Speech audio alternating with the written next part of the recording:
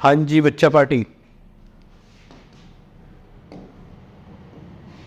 मैं विपिन एक बार फिर आपके सामने आज लेकर आ गया हूँ lecture number 30 on smart read vocab. हमेशा की तरह इस लेक्चर में मैं डिस्कस करने वाला हूँ स्मार्ट रीड ड्रिल नंबर 30 में जो पैसेज हमने चूज़ किया है उसके इंपॉर्टेंट वर्ड्स, फ्रेजेस, इडियम्स या फिर फ्रेजल वर्ब्स को।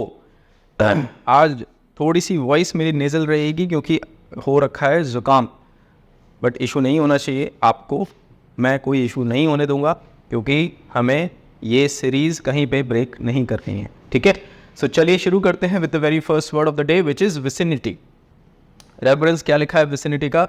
Numerous coaching centres have sprung up in the vicinity of the university. कुछ कुछ हिंट मिल रही है। क्या है विसिनिटी का मीनिंग? सराउंडिंग एरिया और नेबरहुड यानी पड़ोस जिसको बोलते हैं vicinity.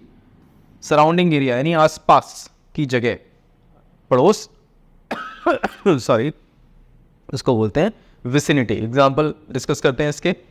What should be in the vicinity when planning to buy a new house. अगर आपके पेरेंट्स एक नया हाउस खरीदने का प्लान कर रहे हैं या आप 2-3 साल 4 साल बाद जब खुद एक नया हाउस प्लान करेंगे खरीदने के लिए, सो आप क्या देखेंगे, क्या कंसिडर करेंगे कि उसकी विसिनिटी में क्या क्या चीज़ें होनी चाहिए। जनरली लोग जो सोचते हैं सबसे पहले उनके दिमाग में क्या आता है कि यार हॉस्पिटल ज़रूर होना चाहिए, कोई अगर इमरजेंसी मेडिकल इमरजेंसी हुई तो जल्दी से वहाँ पे पहुँच सकें। और आप क्या सोचते हैं? आसपास पार्क होना चाहिए, लीजर आवर्स आपके जो हैं वहाँ पे टाइम स्पेंड कर सकें, आप वर्कआउट कर सकें। और क्या होना चाहिए? आपको लगता है वहाँ पे स्टोर्स होने चाहिए, अपने राशन का सामान आप ले सकते हो या स्टेशनरी का सामान ले सकते हो। ऐसे multiple different types of stores आपको लगता है कि वहाँ होने चाहिए। और क्या आपको लगता है होना चाहिए? आपको लगता है स्कूल्स होने चाहिए। घर में अगर छोटे बच्चे हैं या अगर आप प्लान करते हैं आज से 6-7 साल बाद कि आपका भी कोई बेबी हो, तो उस कंडीशन में आप अगर घर ले रहे हैं तो आप सोचेंगे कि आसपास स्कूल्स होने चाहिए। क्लियर है? सो विसिनिटी में ये सारी चीज़ें होनी चाहिए जब आप एक नया घर प्लान करते हैं। आई होप आपको विसिनिटी का मीनिंग समझ में आया हो। डिस्कस करते हैं सिनोनिम्स, डिस्कस करते हैं sentences. There are several good restaurants in the vicinity of the hotel. कोई होटल है उसके आसपास कुछ अच्छे रेस्टोरेंट्स हैं, बिल्कुल सही है। The park is located in the vicinity of the school, ये भी सही है। The immediate vicinity of the crime scene remains cordoned off. जो क्राइम सीन था उसके आसपास की जगहों को बहुत जल्द पुलिस ने क्या कर दिया? कॉर्डन ऑफ कर दिया, यानी कि अब वहाँ पे पुलिस की निगरानी है, वहाँ कोई एंटर नहीं कर सकता, ये भी सही है। The concert was with in the vicinity of loud noises. Vicinity of loud noises abstract, ये लाउड नॉइजेस बेसिकली इंटेंजिबल हैं, इनके कॉन्टेक्स्ट में विसिनिटी का कोई सेंस नहीं बनता क्योंकि जगह के कॉन्टेक्स्ट में आता है टेंजिबल, इसीलिए ये कॉन्टेक्चुअली इनकरेक्ट है, इसको आप एब्सर्ड बोल सकते हैं, ठीक है। सो आई होप आपको विसिनिटी का मीनिंग समझ में आया हो। सिनोनिम्स डिस्कस करें। सराउंडिंग्स, लोकेलिटी, प्रॉक्सिमिटी, ये एक अच्छा वर्ड है। विसिनिटी, प्रॉक्सिमिटी यानी पास का। एंड एंटोनिम्स डिस्कस करते हैं। डिस्टेंस और रिमोटनेस, दूर का, रिमोट विलेजेस, दूर दराज के विलेजेस, रिमोट विलेजेस। क्लियर है? रिमोट कंट्रोल होता है, रिमोट का मतलब होता है दूर से कोई चीज़ आप ऑपरेट कर रहे हैं, टीवी का रिमोट, किसी भी चीज़ का, किसी भी ऑपरेटर्स का रिमोट, अगर आप रिमोट यूज़ कर रहे हैं इसका मतलब आप दूर से उस चीज़ को ऑपरेट कर रहे हैं, तो रिमोट का मतलब होता है दूर। क्लियर है? चलिए मूव करते हैं नेक्स्ट वर्ड पे विच इज़ कैजुअलिटी। कैजुअलिटी बहुत कॉमन वर्ड है कैजुअलिटी, और कैजुअलिटी का हिंदी में मतलब होता है दुर्घटना। Reference in the end the casualties are our children, okay, meaning a person killed or injured in a war or accident. किसी एक्सीडेंट में या किसी वॉर में जो लोग मारे जाते हैं या घायल हो जाते हैं उनको कैजुअलिटीज़ बोला जाता है, कैजुअलिटीज़ में कंसीडर किया जाता है। अब ये कोई स्क्रीनशॉट है किसी न्यूज़ का। I believe on 19 October 2018 2 Indian railways passenger trains hit a crowd of people in the eastern outskirts of Amritsar. Outskirts Amritsar के बाहर की जगह, आउटस्कर्ट्स बाहर की जगह। Punjab, killing at least 59 people and injuring approximately 100 more. The crowd had gathered to watch celebrations of the Hindu festival of Dussehra and were standing on the tracks. यहाँ पे बताया जा रहा है कि 59 लोग तो तुरंत मर गए एंड 100 से ज़्यादा लोग घायल हो गए। कैजुअलिटीज़ कितनी हो गई? 159 के आसपास। वहाँ पे पंजाब में अमृतसर में आई थिंक 2018 की बात है, हाँ 2018 में दशहरा के टाइम पे लोग रेलवे ट्रैक्स में खड़े होकर दशहरा सेलिब्रेट कर रहे थे, रावण को जलते हुए देख रहे थे। ट्रेन्स आई और बहुत सारे लोगों को कुचल के चली गई। सो कैजुअलिटीज अभी रिसेंटली हुई है घटना, कोई बाबा हैं, सो कॉल्ड बाबा, उन्होंने उनके प्रवचन चल रहे थे और वहाँ भगदड़ मच गई, स्टैम्पीड हो गई और आई बिलीव 200 से ज़्यादा औरतें और बच्चे वहाँ पे ख़त्म हो गए। So casualties clear. Examples, the fire in the building has cause numerous casualties, बिल्कुल सही है। The manager rebuked the employee for his casualty in doing the work. Rebuke यानी उसको लताड़ लगाई, उसको बुरा भला बोला, उसको खरी खोटी सुनाई, रेप्रिमांड किया, हमने एक वर्ड डिस्कस किया था, रेप्रिमांड, रिब्यूक, और एक आया था एडमोनिश। ये सारे वर्ड्स आए थे पिछले लेक्चर्स में, आ चुके हैं, किसी एक लेक्चर में आए थे। फॉर हिज कैजुअलिटी, ये कोई सेंस नहीं बन रहा, एम्प्लॉय की कैजुअलिटी के लिए उसको data, doesn't make any sense. The hospital treated many casualties after the earthquake, ये भी सही है। और यहाँ पे कैजुअलिटीज केवल मरे हुए लोगों, मैंने ऑलरेडी बताया कि घायल लोगों को भी बोला जाता है, तो ट्रीट का यहाँ पे कॉन्टेक्स्ट आ सकता है। Troops fired on demonstrators near the royal palace causing many casualties, ये भी सही है। ट्रूप्स यानी फोर्सेज ने गोली चलाना स्टार्ट कर दिया, रॉयल पैलेस पे कुछ लोग खड़े हुए थे, डेमोन्स्ट्रेशन कर रहे थे, सो बहुत सारी वहाँ पे कैजुअलिटीज़ हो गई। आई होप आपको समझ में आ गया हो। सिनोनिम्स, विक्टिम, फैटेलिटी, फैटल बहुत घातक, जानलेवा, फैटेलिटी वहीं से आया। लॉस, जान का जो जान जो चली जाती है उसको हम लॉस बोलते हैं। कोई इंसान जब खो जाता है, I lost so and so person, ऐसे हम बोलते हैं, तो लॉस यहाँ पे किसी की मृत्यु को लेकर बात हो रही है। सर्वाइवर, ये हो गया एंटोनिम। अनहार्म्ड, ये भी हो गया एंटोनिम। चलिए मूव करते हैं नेक्स्ट वर्ड पे, विच इज, ये वर्ड नहीं है, ये ईडियम है। Throw the baby out with the bath water. Okay, बच्चे को जो पानी है जिससे नहलाया जा रहा था उसी के साथ फेंक दिया गया। बाथ वाटर बेसिकली वो पानी जो गंदा पानी होता है, बच्चों को जनरली छोटे टब में नहलाते हैं लोग, सो टब में जब नहला लिया तो पानी गंदा भरा हुआ है, उस गंदे पानी के साथ ही बच्चे को बाहर फेंक दिया। यानी इसी समझ में आ रहा है, किसी इंपॉर्टेंट चीज़ को आपने किसी ट्रिवियल चीज़ के साथ बाहर फेंक दिया। Reference, rather than throw the baby out with the bath water, इससे कुछ भी समझ में नहीं आ रहा। Meaning, to discard something valuable while disposing of something undesirable, आप डिस्पोज कर रहे थे किसी अनडिजायरेबल चीज़। अब वो जो गंदा पानी है वो ऑब्वियसली अनडिजायरेबल है, उसको संभाल के थोड़ी रखेंगे आप, उसको फेंकने के चक्कर में आपने एक्चुअली क्या कर दिया, आपने वैल्यूएबल चीज़ फेंक दी। टू डिस्कार्ड, कूड़े में फेंक देना, something valuable while disposing of something undesirable. I hope आपको समझ में आया हो। अब ये देखिए फिजिकल कॉन्टेक्स्ट, ये बाथ वाटर बच्चे को नीचे फेंक दिया खिड़की से। चलिए अब हमारे सामने है पैसेज के कॉन्टेक्स्ट में examples. Policy changes in agriculture, if policy makers introduce new agricultural policies without recognizing the traditional farming practices that have been successful in certain regions, they risk undermining the knowledge and expertise of local farmers. अब मान लीजिए policy changes हो रहे हैं agriculture में, अब government कोई policy बनाती है और जो पॉलिसी मेकर्स हैं वो अगर ट्रेडिशनल फार्मिंग को बिल्कुल अंडरमाइन कर दें, दरकिनार कर दें, नज़रअंदाज कर दें और वो कुछ नया ले आएँ ट्रेडिशनल फार्मिंग को साइड में हटा के, तो ये कैसा हो जाएगा, throwing the baby out with the bath water. यानी कि आपने जो पुराना कुछ था जो ख़राब था उसको तो फेंका, पर साथ में आपने वैल्यूएबल चीज़ भी फेंक दी। सो वो चीज़ नहीं करनी चाहिए।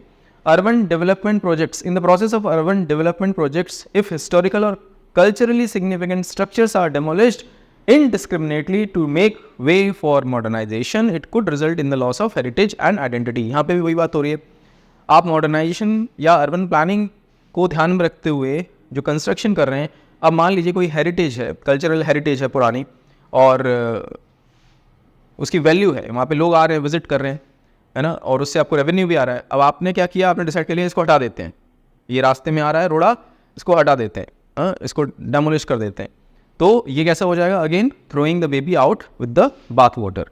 ऐसा करना गलत है। चलिए एग्जांपल्स पढ़ते हैं। The new policy change should not throw the baby out with the bath water, बिल्कुल सही है। His decision to quit the whole project due to a small problem in it was like throwing the baby out with the bath water. अब कोई project है, उसमें कोई छोटी सी problem आई है, वो पूरा प्रोजेक्ट ही उन्होंने रद्द कर दिया, पूरा प्रोजेक्ट ही क्विट कर दिया, तो ये भी कैसा हो गया, throwing the baby out with the bath water. The company through the baby out with the bath water by selling their successful subsidiary along with the non profitable assets. अब company ने क्या किया, कोई नॉन परफॉर्मिंग एसेट्स थी उसकी, उसको सोचा कि चलो इसको हटाते हैं, उसके साथ साथ सब्सिडरी भी जो सक्सेसफुल सब्सिडरी थी उनको भी बेच डाला, ये भी वही। She threw the baby out with the bath water bye improving the process efficiency. ये तो नेगेटिव मतलब ऑपोजिट हो गया। हाँ, वहाँ पे बोल रहे हैं throwing the baby out with the bath water, यहाँ पे कह रहे हैं इंप्रूविंग प्रोसेस एफिशिएंसी। सो ये कॉन्टेक्चुअली इनकरेक्ट है। आई होप आपको कॉन्टेक्स्ट समझ में आया इस ईडियम का। हाँ, सिनोनिम्स एंटोनिम्स कहाँ गए? आई बिलीव ये क्योंकि एक ईडियम है तो इसके सिनोनिम्स एंटोनिम्स नहीं होंगे, इसीलिए राइटर ने यहाँ पे स्लाइड नहीं रखी है। चलिए next word is precedence. Precedence में छुपा हुआ है प्रीसीड, पहले आने वाला, जो पहले आता है उसको प्रीसीड बोलते हैं वर्ब के कॉन्टेक्स्ट में। प्रेसिडेंस जिसको आप पहले देखते हैं या रखना चाहते हैं, प्रेसिडेंस वरीयता देना, प्राथमिकता देना, priority. Reference academic scores should not be negated or nullified with a CUET or JEE taking sole precedence. Okay, meaning priority और greater importance, यानी जिसको आप वैल्यू देते हैं ज़्यादा या प्रायोरिटी देते हैं, प्राथमिकता देते हैं, उसको हम बोलते हैं प्रेसिडेंस। अब ये देखिए रैंक्स हैं, ऑब्वियसली 1 2 3 जब रैंक्स होती हैं तो इसकी वैल्यू इन दोनों के कंपैरिजन में ज़्यादा होती है। वरीयता फर्स्ट नंबर वाले को ज़्यादा मिलती है, गोल्ड सिल्वर ब्रोंज मेडल तो गोल्ड वाले की सबसे ज़्यादा वैल्यू होती है। यस, एक और एग्जांपल है हमारे सामने, यहाँ पे एक सीमिंगली ब्यूटीफुल लेडी या गर्ल और इधर ब्रेन यानी दिमाग। अब लड़कों से क्वेश्चन पूछता हूँ, जब कभी भी आप अपनी लाइफ में डिसाइड करेंगे आपको शादी करनी है या आपका कोई पार्टनर होना चाहिए, सो आप किस चीज़ को प्रेसिडेंस देंगे, किस चीज़ को प्रायोरिटी देंगे, किस चीज़ को ग्रेटर इंपॉर्टेंस देंगे? शक्ल को, सूरत को या फिर दिमाग को? अब बहुत सारे जो एक्चुअल केसेस होते हैं उसमें क्या होता है कि ऐसी कोई सुंदर लड़की देखी तुरंत हाँ कर दी। अरेंज्ड मैरिज के जो सेटअप होते हैं उसमें ऐसी फोटोग्राफ देखी, हाँ पापा हाँ मम्मी इसी से शादी करनी है। पता चला वो घर आई और पहले दिन से ही आपके पेरेंट्स की, आपके जितने घर में मेम्बर्स सबकी इंसल्ट करना चालू। हाँ, क्योंकि बचपन से उनकी जो अपब्रिंगिंग है वो इसी तरीके से। और बहुत सारी ऐसी चीज़ें हैं जो आप कभी एक्सपेक्ट भी नहीं कर रहे थे अपने पार्टनर से, वो चीज़ें होना शुरू हो जाती हैं। सो ऑब्वियसली वो रिलेशनशिप ज़्यादा लंबा नहीं चल पाता है, न चल पाएगा। प्रेसिडेंस किसको देनी चाहिए? ब्रेन को, बुद्धि को, विचार को, यानी सोचने का नज़रिया कैसा है, वैचारिक तौर पे कोई व्यक्ति कैसा है, वो इम्पोर्टेंस ज़्यादा रखता है हमेशा। कोई भी रिलेशनशिप हो, शादी तो छोड़िए, कोई भी रिलेशनशिप हो, शक्ल देख के रिलेशनशिप नहीं बनाना चाहिए। ठीक है, चलिए मूव करते हैं हमारे सेंटेंसेस पे। Safety should take precedence over speed in his construction project. Safety पहले है, स्पीड बाद में है। आपसे मैं अपने ग्रुप में हमेशा बोलता हूँ, एक्यूरेसी पहले है, स्पीड बाद में। बहुत सारे बच्चे बोलते हैं सर माइंड मैपिंग कर रहे हैं, स्पीड नहीं आ रही। ऑब्वियसली नहीं आएगी यार। कोई स्किल आप आज मतलब एक महीने से, अगर हम आई बिलीव एक ही महीना हुआ है अभी, हमें 30th लेक्चर है, एक महीने में आप सोच रहे हैं कि माइंड मैपिंग जो आपने कभी नहीं की अपने जीवन में, अपनी प्रिपरेशन ड्यूरेशन में, वो आपको एकदम से ऐसे आ जाए जैसे आप ना चुटकियों में सॉल्व करना चालू कर दें। It's next to impossible. Please let it accept, I believe actually let your mind accept, let your heart accept this thing.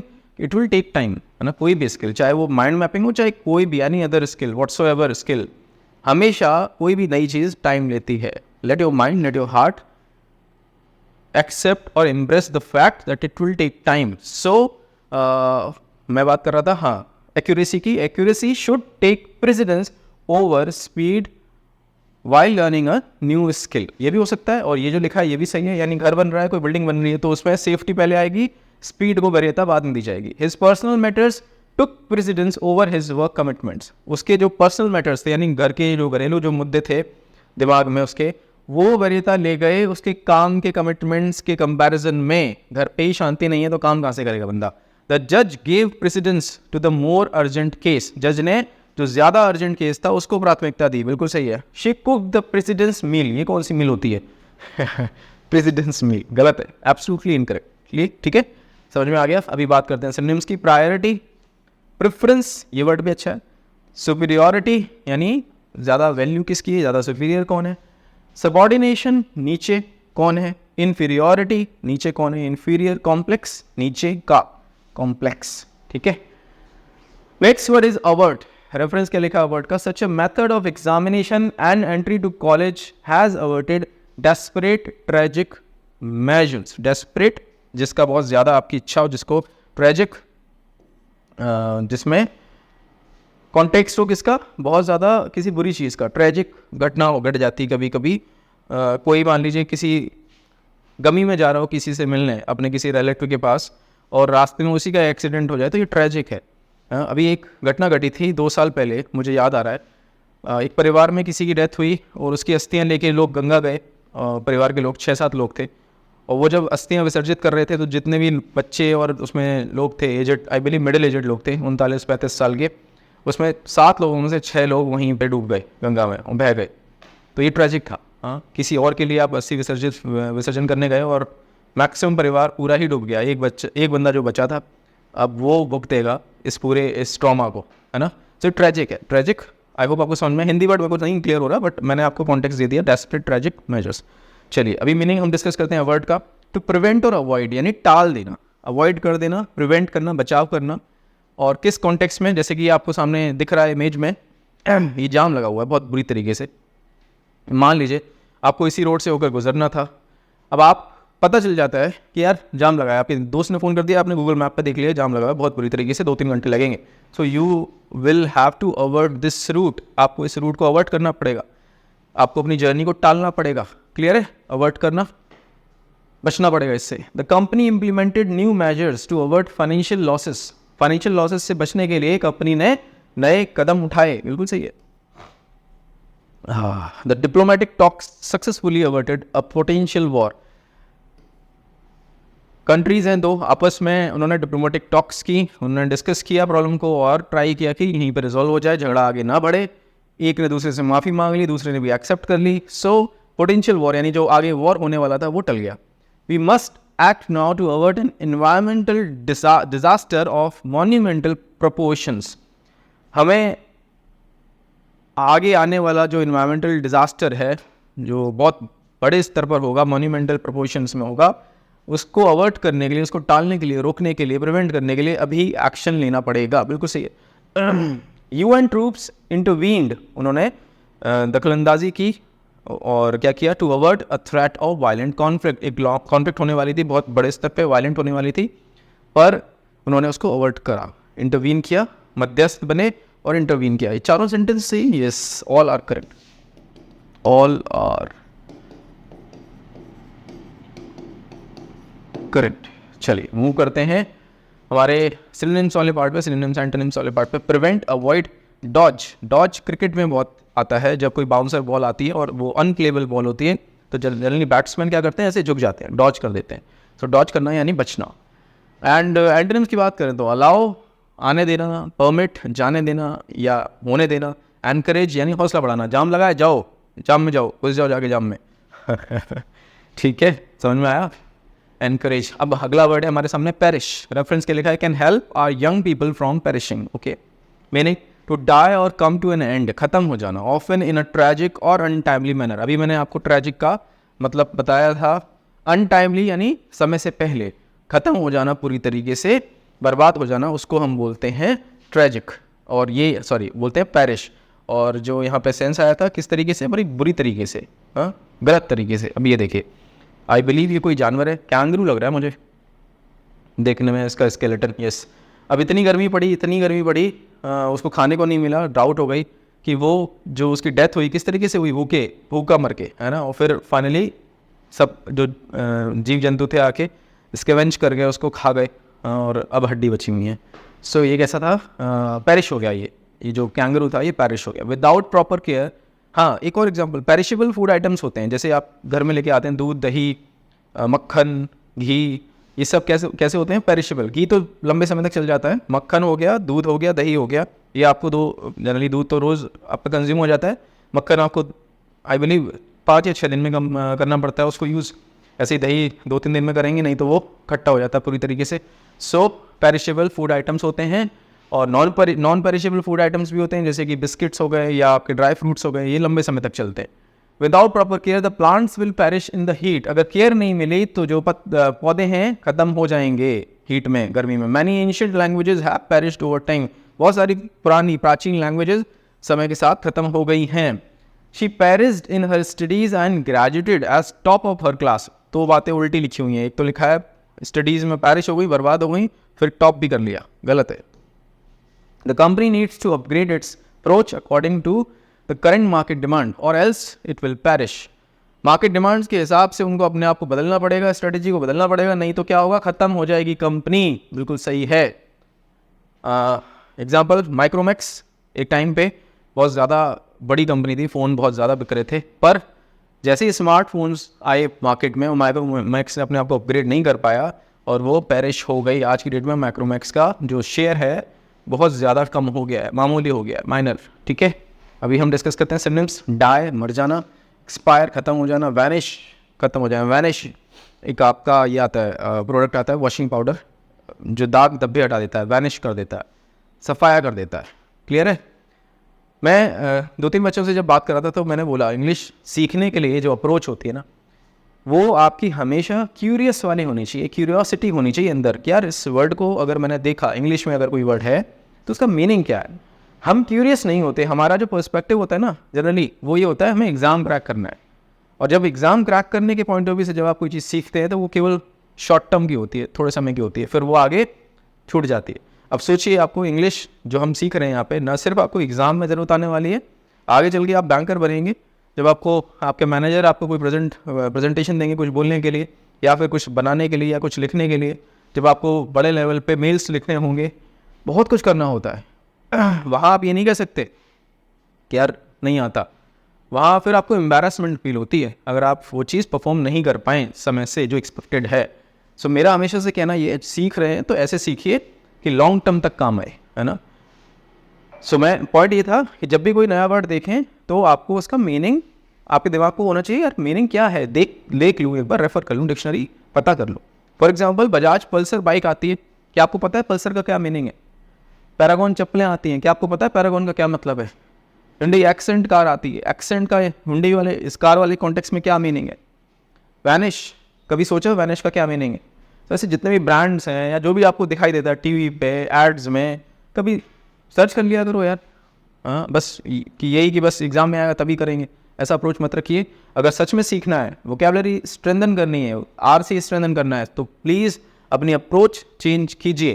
Clear है? सो वैनिश मैंने समझा दिया। अभी हम बात करते हैं एंटोनिम्स की। थ्राइव, फलना फूलना, बढ़ना आगे। पेरिश, खत्म हो जाना, ये फलना फूलना। सर्वाइव, बना के रखना अपने आप को। फ्लरिश, ये भी फलना फूलना। सो ये इसके एंटोनिम्स के तौर पे कंसीडर किए जाएंगे। Next phrase is on a par. Reference state CBSE and other boards should be brought on a par. Okay, meaning at an equal level or standard, बराबरी का, on a par, बराबरी का level या standard उसको हम बोलते हैं on a par. Example पढ़ते हैं, infrastructure development in rural and urban areas. It's important to strive for, यानी strive for यहाँ पे एक phrasal verb आई, यानी इच्छा करना, बहुत तीव्र इच्छा करना, उसके लिए प्रयास करना। It's important to strive for infrastructure development that is on a par between rural and urban areas. यानी अगर इंफ्रास्ट्रक्चर डेवलपमेंट की बात हो रही है तो रूरल एंड अर्बन एरियाज में पैरिटी होनी चाहिए, ऑन अ पार होने चाहिए, बराबरी होनी चाहिए, डिस्पैरिटी नहीं होनी चाहिए।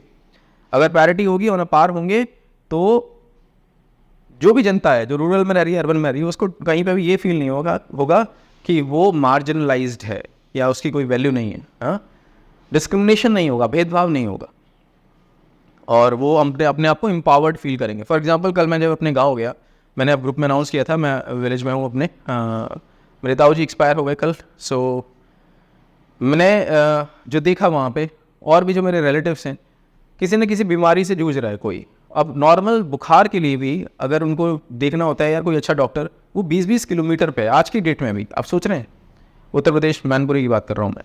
सो कितना हम अनफॉर्चुनेट हैं कि आज की डेट में भी उनको, गांव वालों को 20-20 किलोमीटर दूर जाना पड़ रहा है सिंपल बुखार के लिए, या कोई अगर प्रॉब्लम आ रही है उसके टेस्ट के लिए।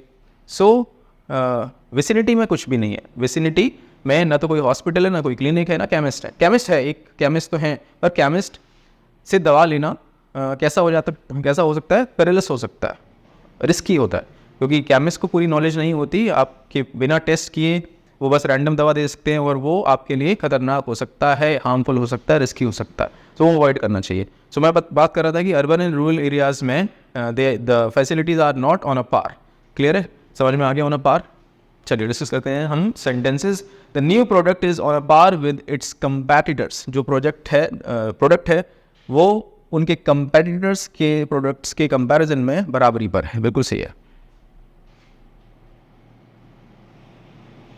यहाँ पे ग्रामेटिकली मुझे एरर दिख रही है, the new product is on a par with its competitors. Apostrophe लगा दीजिए यहाँ पे, या फिर अगर अपॉस्ट्रोफी ना लगाएं तो दैट ऑफ लगेगा।